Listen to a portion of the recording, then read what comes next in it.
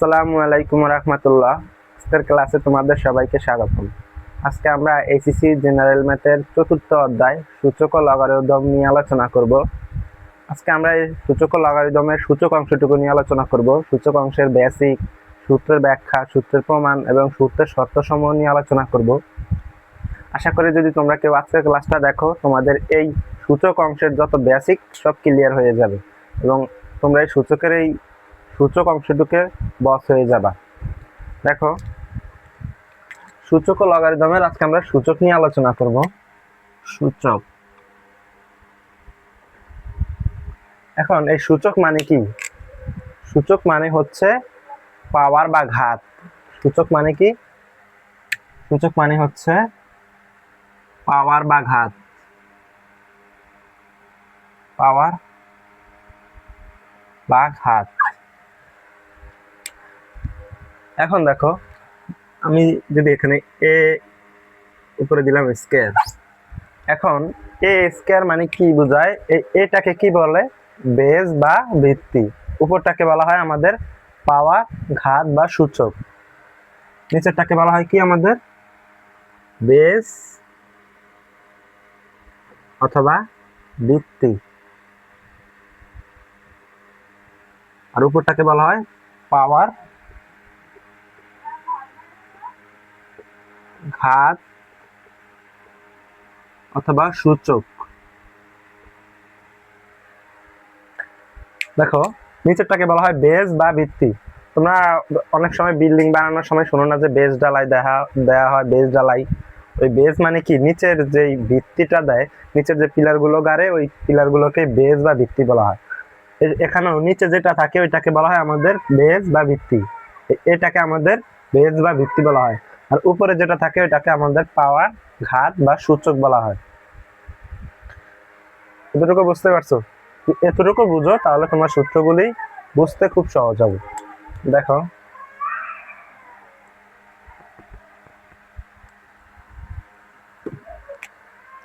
আমরা 1 নম্বর সূত্রটা দেখি। সূত্র 1, সূত্র 1 কি বলা হচ্ছে? যে দুইটার বেজ একই থাকবে এবং গুণাকারে থাকবে, তখন তার পাওয়ারটা যোগ হবে। দেখো, এখানে এ দিলাম, এটাও এ, এই দুইটা আমার বেজ, আর দুইটা বলছে গুণাকারে থাকবে এবং একটা পাওয়ার এন, একটা পাওয়ার এন। বলছে দুইটার বেজ একই এবং গুণাকারে থাকবে, তখন পাওয়ারটা যোগ হবে। দেখো, এখানেও বেজ এ, এখানেও বেজ এ এবং এটা গুণাকারে আছে, তখন এটা পাওয়ারটা হবে যোগ। এই দুইটা থেকে একটা বেজ লিখবা এবং পাওয়ার গুলোকে যোগ করবা। দেখো, এই দুইটার বেজ থেকে একটা বেজ লিখলাম এবং এই গুণ থাকার কারণে এটাকে যোগ হয়েছে, এই পাওয়ার গুলোকে আমরা যোগ করলাম। তোমরা এতটুকু মনে রাখবা, সূচকের ক্ষেত্রে যদি গুণ আকারে থাকে তখন পাওয়ার গুলো যোগ হয়। সূচকের ক্ষেত্রে গুণ আকারে থাকলে পাওয়ারটা যোগ হয়। এখন দেখো, আমাদের দ্বিতীয় সূত্রটা কি বলছে। এখন এটা শর্তটা কি বলছে, এই শর্তটা আমরা একটু শিখি। এই শর্তটা তোমাদের জন্য গুরুত্বপূর্ণ। এই শর্ত থেকে মূলত তোমার এমসিকিউ গুলো আসে। শর্তটা কি বলছে এখানে? এটা হবে আমাদের রিয়েল নাম্বার, অর্থাৎ এ এলিমেন্ট আর, এটা হবে আমাদের বাস্তব সংখ্যা এবং এই এম এন হবে আমাদের রিয়েল নাম্বার। এন হবে আমাদের স্বাভাবিক সংখ্যা। এখানে কি বলছে? এটা হবে আমাদের বাস্তব সংখ্যা এবং এম এবং এনটা হবে আমাদের স্বাভাবিক সংখ্যা। অর্থাৎ এম এবং এন এর মানটা হবে 1, 2 ইত্যাদি ইত্যাদি।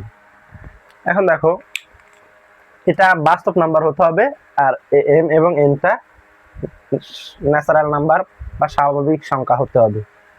তাহলে আমরা দ্বিতীয় সূত্রটা কি বলছে আমাদের? সূত্র দ্বিতীয়টা হচ্ছে আমাদের যে দুইটার বেজ একই থাকবে এবং তারা ভাগ আকারে থাকবে। দুইটার বেজ একই থাকবে এবং তাদের ভাগ আকারে থাকবে, তখন তাদের পাওয়ারটা হবে বিয়োগ। কি বলছি?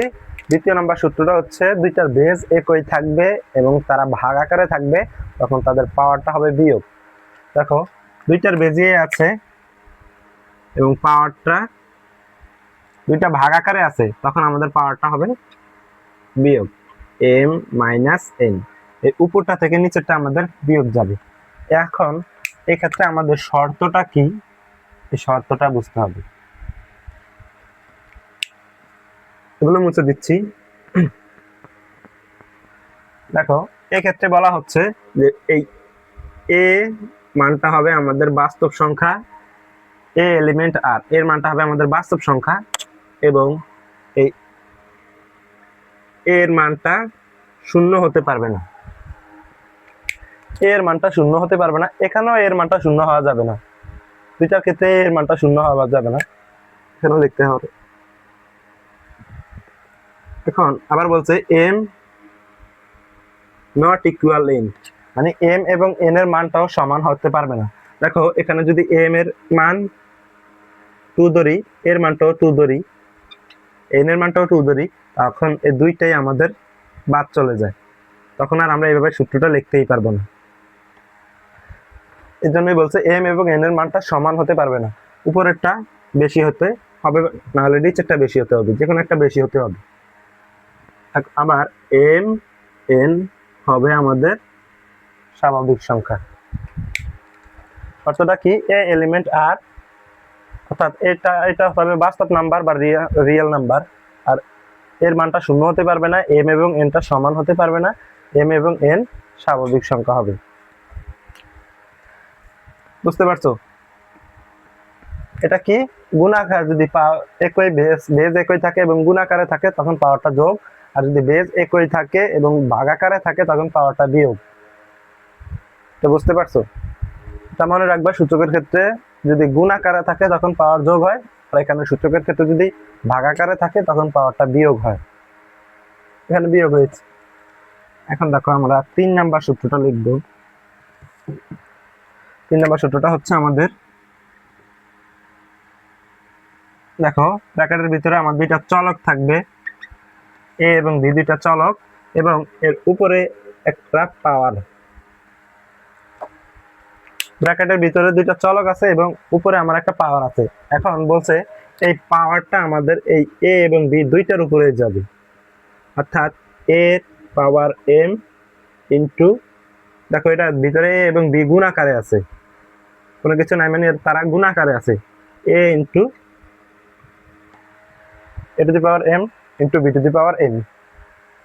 অর্থাৎ কি বলা হচ্ছে, যে এখানে পাওয়ার যা থাকবে তার ভিতরে যে যা আছে ওইটার উপরে বসে যাবে। দেখো এখানে যদি আমরা এরকম লিখি, দেখলাম x এবং y এর পাওয়ার দিলাম আমরা এখানে ধরো 4। এখন x y তারা ভিতরে কি আকারে আছে, গুণাকারে আছে, উপরে পাওয়ার 4 আছে। এই পাওয়ার 4টা আমি চাইলে ব্র্যাকেট উঠিয়ে দুইটার উপরে দিতে পারি, টু দি পাওয়ার 4। এটাই মূলত আমাদের এই সূত্রের ব্যাখ্যা। এখানেও তোমরা বলতে পারো a এবং b টা হচ্ছে বাস্তব নাম্বার এবং পাওয়ারটা হতে হবে ন্যাচারাল নাম্বার বা স্বাভাবিক সংখ্যা। বুঝতে পারছো? এখন যদি এটা বুঝতে পারো তাহলে আমাদের 4 নাম্বার সূত্রটা খেয়াল করো। 4 নাম্বার সূত্রটা বলছে আমাদের ভাগ আকারে থাকবে। দেখো এটা দুইটা গুণাকারে ছিল, এখানে গুণাকারে দিছি, এখন এটা ভাগ আকারে থাকলে a এবং b, যদি দুইটা ভাগ আকারে থাকে এবং পাওয়ার থাকে m, তখন দুইটার উপরে আমার এই পাওয়ারটা বসবে। দেখো ব্র্যাকেট উঠিয়ে যদি আমি লিখি তখন আমার এই দুইটার উপরে যাবে, a to the power m into b to the power m।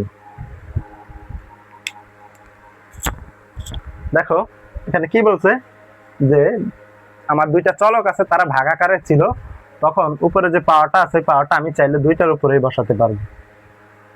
এটাই আমাদের 4 নাম্বার সূত্র। এখানে গুণাকারে ছিল, দুইটার উপরে আমরা গুণাকারে বসালাম, পাওয়ারটা বসিয়ে দিয়েছি এবং তারা গুণাকারে ছিল। আর এখানে ভাগাকারে ছিল, দুইটার উপরে আমরা ভাগাকারেই বসিয়ে রাখছি। দুইটার উপরে এম এর যে পাওয়ারটা আছে ব্র্যাকেট উঠিয়ে দিলে দুইটার উপরেই বসবে।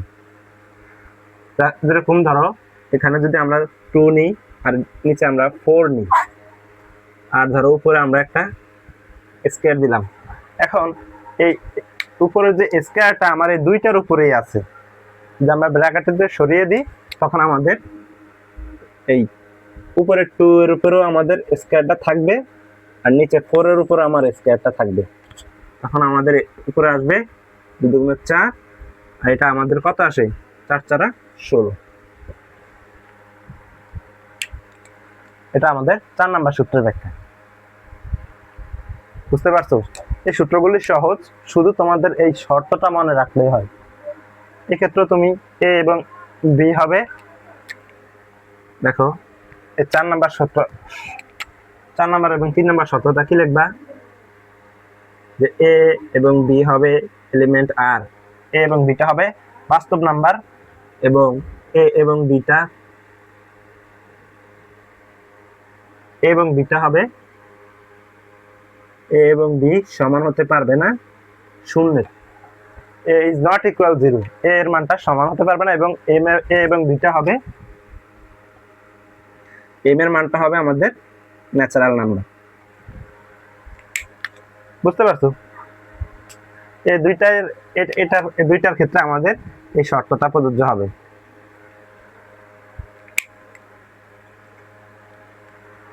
এখন খেয়াল করো, আমরা এই যে এইটা থেকে এইটা পাচ্ছি। এখন যদি তোমাদের এইটাই দেয়া থাকে, খেয়াল করো, যদি আমাদের a to the power m minus n দেয়া থাকে, আবার এখানে এটা একটা প্লাস আর একটা হচ্ছে মাইনাস, m মাইনাস n দেয়া থাকে, আবার যদি এটা দেয়া থাকে a to the power m b to the power m, আবার এটা দেয়া থাকলে b to the power m, sorry a to the power m b to the power m, যদি এইগুলো দেয়া থাকে তখন আবার আমরা এইটা লিখতে পারবো। এরকম যদি দেয়া থাকে, এর পাওয়ার গুলো যোগ আকারে দেয়া থাকে, তখন আমরা এটাকে গুণ আকারে লিখতে পারবো। আবার যখন এরকম দেয়া থাকবে তখন আবার এটা লিখতে পারবো। আবার যখন এরকম ভাবে দেয়া থাকবে তখন এটা লিখতে পারবো। আবার যখন এইটা দেয়া থাকবে তখন আবার আমরা এইটা লিখতে পারবো। এগুলো যখন আমরা অঙ্ক করব, এই অঙ্কের সময় এই জিনিসগুলো তুমি ব্যবহার করতে হবে। তোমার যদি এইভাবে অঙ্ক করার সময় এইভাবে থাকে তখন তুমি এইটার পরিবর্তে এটা লিখতে পারবা, আবার এটা থাকলে এটা লিখতে পারবে, আবার এরকম থাকলে তুমি চাইলে এরকম লিখতে পারবে। এই দুইটা তিনটা কাজ কিন্তু আমরা বীজগণিতের অঙ্কের ক্ষেত্রেও করি। বুঝতে পারছো? এবং এগুলো তোমাদের এই যে আমরা যা সূত্রগুলি দেখছি এগুলি আমাদের অঙ্কে সরাসরি ব্যবহার হয়। তুমি যদি এই জিনিসগুলো না বুঝো তাহলে তোমার জন্যই কষ্ট হবে অঙ্ক করতে। এবং এই বেসিক গুলো শুধু এই ক্লাস তোমাদের এই চ্যাপ্টার 4 এর জন্য না, এগুলো সব চ্যাপ্টারের জন্যই প্রযোজ্য। তুমি এগুলো পরবর্তী যে কয়টা চ্যাপ্টার আছে এমনকি বীজগণিতের ক্ষেত্রেও তোমার এইসব কাজগুলোই করা লাগে। বুঝতে পারছো? এখন দেখো আমরা 5 নম্বর সূত্রটা দেখি। যদি 5 নম্বর সূত্রটা থাকে, 5 নম্বর সূত্রটা হচ্ছে আমাদের যে কি বলছে, পাওয়ারের উপরে পাওয়ার থাকে। দেখো এখানে উপরের সূত্রগুলো আপাতত মুছে দিচ্ছি।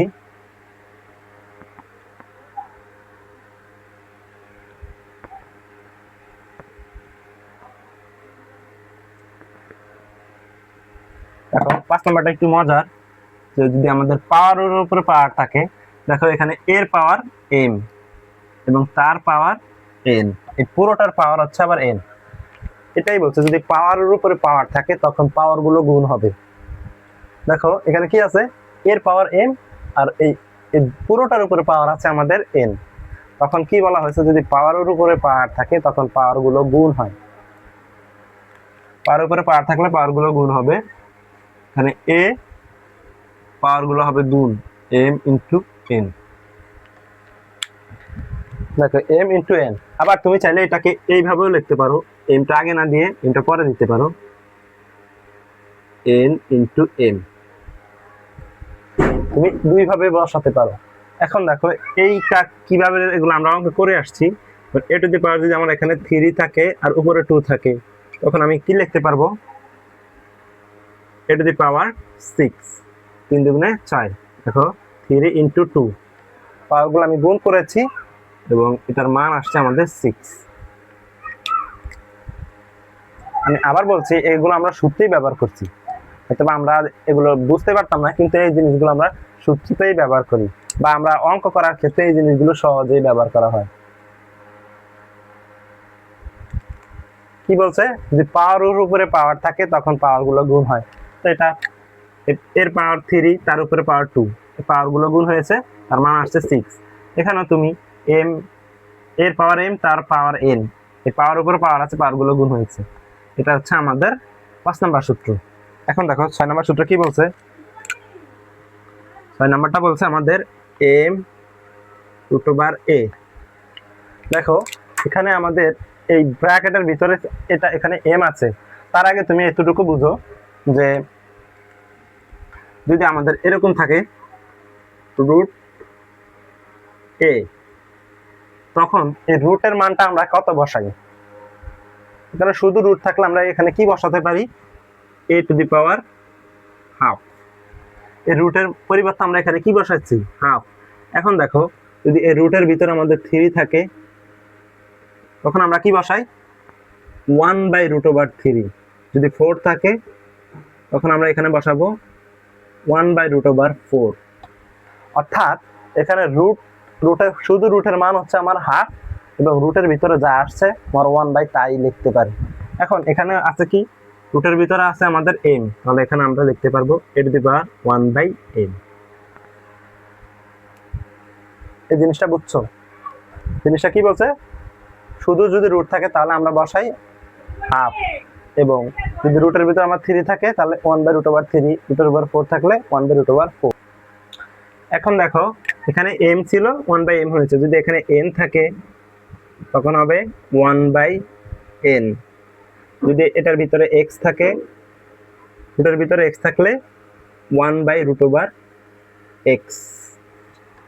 অর্থাৎ শুধু রুট থাকলে হাফ বসবে, আর অন্যথায় রুটের ভিতরে যা থাকবে তাই বসবে। এখানে 6 থাকলে 6, এখানে 4 থাকলে 4, এখানে 5 থাকলে 5, এখানে যত থাকে। যদি এখানে তুমি p3 গাদা দাও তখন এখানে আসবে 1/গাদা। অর্থাৎ এখানে যাই থাকে এখানে 1/, তাই হবে।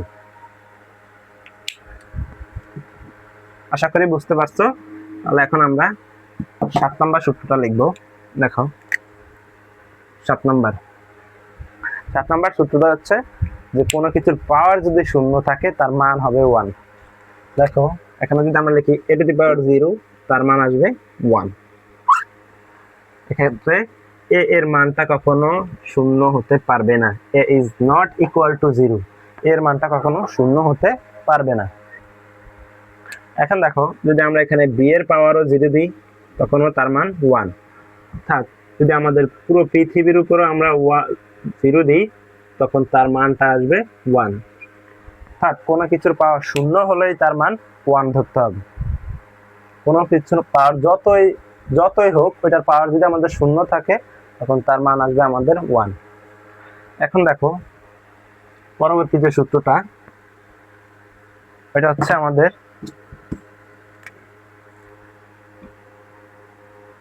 7 পর হচ্ছে আমাদের 8 নাম্বার সূত্র। দেখো নাম্বারটা বলছে যদি আমাদের এর পাওয়ার -1 থাকে, এর পাওয়ারটা যদি -1 থাকে তখন আমাদের এই মানটা আসবে 1/a to the power 1/a এর পাওয়ার। অর্থাৎ এখানে যা আসছে এখানে তাই বসবে। দেখো এই যে মাইনাসটা আছে, এখানে আমরা এই যে এটা লিখলাম -1 দিচ্ছি। এখানে যদি আমরা -1 না দিয়ে এখন 2 দিই তখন আমাদের এখানে কি বসবে? 1/a টু দি পাওয়ার 2। অর্থাৎ এখানে আমরা উপরে এই মাইনাসটার পরিবর্তে উপরে একটা 1 দিলাম, আর এই মাইনাসের পরিবর্তে আমরা এখানে ভাগ, আর এই স্কয়ারটাকে এখানে। এখন যদি তোমার এরকম থাকে তখন তুমি এটাকে আবার উপরে নিতে পারো, তখন এটা উপরে চলে যাবে, তখন তোমার আবার এখানে ভাগ চলে আসবে, বিয়োগ চিহ্ন আসবে। যদি কোনো কিছু নিচের থেকে তুমি উপরে নিতে চাও তখন তোমার এই পাওয়ারের সামনে একটা মাইনাস আসবে। দেখো এখানে যদি আমরা 1 minus A to the power minus 3 দিই, তখন এর মানটা আসবে 1/a টু দি পাওয়ার 3। তুমি যদি আবার এটা থেকে এটাতে আসতে চাও, তাহলে তোমার এই এটাকে তোমার উপরে পাঠাতে হবে। তখন তোমার কি করতে হবে, এর এ ইনভার্স চলে আসবে, এ ইনভার্স 3 বা a minus 3, A to the power minus 3। বুঝতে পারছো? যদি তোমার এরকম থাকে তখন তোমার এরকম ভাবে আসবে। এটা যদি x না থাকে, x থাকে টু দি পাওয়ার 1, তখন তুমি এটা লিখবা 1/x to the power 1, 1/x to the পাওয়ার 1। এখন 1 থাকলে এখানে আর 1 দেয়া লাগবে না, তখন তুমি এটা লিখবা 1/a, মাইনাস থাকলে 1/a, মাইনাসটার পরিবর্তে আমরা এখানে ভাগ দিচ্ছি। বুঝতে পারছো? এখন আমরা 9 নাম্বারটা দেখি। দেখো 9 নাম্বারটা হচ্ছে আমাদের, যদি আমাদের a পাওয়ার x থাকে এবং ইকুয়াল দিয়ে b পাওয়ার x থাকে, অর্থাৎ আমাদের এই পাশে একটা চলক থাকবে, এই পাশে একটা চলক থাকবে এবং উপরে পাওয়ার একই থাকে, এই পাশেও পাওয়ার যা থাকবে ওই পাশেও পাওয়ার তা থাকে, তখন আমরা এইটা লিখতে পারি যে দুইটার পাওয়ার সমান থাকলে আমরা নিচের বেস দুইটাকে সমান ধরতে পারি। দুইটা যদি পাওয়ার সমান থাকে তখন আমরা দুইটার বেসটাকে সমান ধরতে পারি। এক্ষেত্রে আমাদের এই x এর মানটা সমান হতে পারবে না শূন্যের, এবং a টাও বড় হবে 0 থেকে, b টাও বড় হবে 0 থেকে, এটাও বড় হবে 0 থেকে, b টাও বড় হবে আমাদের 0 থেকে। এই ক্ষেত্রে মনে রাখতে হবে যে এটাও আমাদের 0 থেকে বড় হবে, b টাও 0 থেকে বড় হবে, এবং x এর মানটা 0 হতে পারবে না। x is not equal to 0, x is not equal to 0, x এর মানটা 0 হতে পারবে না। আবার 9 নম্বর সূত্রটা কি বলতেছি, যে x টু দি পাওয়ার, মানে এখানে যাই থাকে ওইটার পাওয়ার যদি যা থাকবে, এখানে যা নিচের বেস যাই থাকে তার পাওয়ার যদি, দুইটার পাওয়ার যদি একই থাকে এবং তারা সমান সমান থাকে, তখন তাদের উপরটার পাওয়ারের পরিবর্তে আমরা নিচের বেসটাকে সমান ধরতে পারি। আবার 10 নম্বর সূত্রটা দেখলে তোমরা এটা সহজে বুঝতে পারবা। এখন যদি আমাদের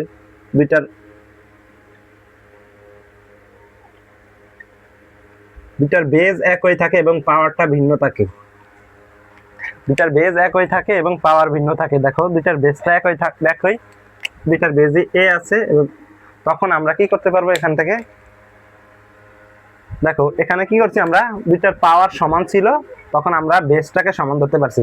এখানে দুইটার বেস সমান আছে, এখন আমরা এখানে পাওয়ার দুইটাকে সমান লিখতে পারবো। দেখো কি করছি, যদি যখন দুইটার আমার নিচের বেস যাই থাকুক, উপরে পাওয়ার দুইটা যদি সমান থাকে এবং তারা সমান সমান থাকে, তখন আমরা বেস দুইটাকে সমান ধরতে পারি। আবার দুইটার বেস একই থাকে এবং পাওয়ার ভিন্ন থাকে, তখন আমরা পাওয়ার দুইটাকে সমান ধরতে পারি। তোমরা এই জিনিসটা অঙ্ক করার ক্ষেত্রে অনেক জায়গায় পাবা।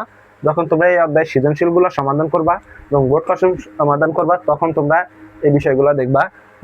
যখন দুইটার পাওয়ার সমান থাকবে তখন আমরা বেসটাকে সমান ধরবো, এবং যখন বেস দুইটা সমান থাকবে এবং পাওয়ার ভিন্ন থাকবে, তখন আমরা পাওয়ার দুইটাকে সমান ধরবো। তোমাদের এরকম দেখো অনেক সময় অঙ্কে তোমাদের এরকম দেবে যে x টু দি পাওয়ার 3 হলে 8, এরকম হলে তোমাকে বলবে যে তুমি x এর মানটা নির্ণয় করো। তখন তুমি কি করবা, এই x টু দি পাওয়ার 3 আর এইটাকে তুমি পাওয়ার 3 বানিয়ে নিবা। টু দি পাওয়ার 3 হলে আমাদের 8 হয়, আমরা জানি টু পাওয়ার যদি 3 হয় তখন আমাদের এই মানটা 8 হয়। তখন দেখো উপরে পাওয়ার দুইটা একই আছে আমাদের, এখন আমরা কি বলতে পারবো, বেস দুইটাকে সমান বলতে পারি। তাহলে এখানে x এর মানটা আসবে আমাদের 2। কি করলাম, এখানে বলছে x কিউব ইকুয়াল 8, এখান থেকে তোমাকে x এর মানটা কত এটা নির্ণয় করতে বলছে, x ইকুয়াল কত।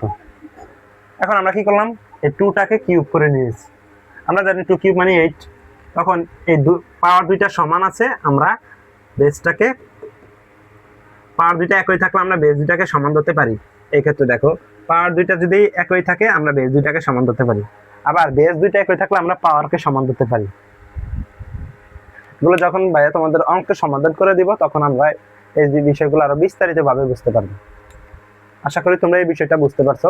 আমাদের যে 10টা সূত্র আছে, 10টা সূত্রই খুব সহজ, এবং তোমরা যদি এগুলি বুঝতে পারো তখন আরো ভালোভাবে বিস্তারিতভাবে এর ব্যাখ্যাগুলো তোমরা বুঝতে পারো।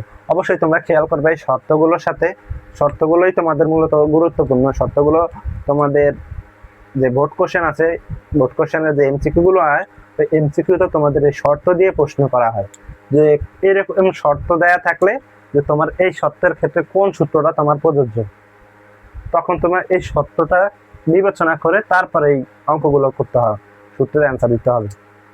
এখানে কিন্তু সূত্রগুলো সহজ, তখন তোমাদের সূত্র দিয়ে প্রশ্ন করে না, তখন তোমাকে এইটা দিয়ে প্রশ্ন করে, এবং এই দুইটা সূত্র দিয়ে মাঝে মাঝে এমসিকিউ করে, এই 9 এবং 10 দিয়ে, এগুলো দিয়েও করে।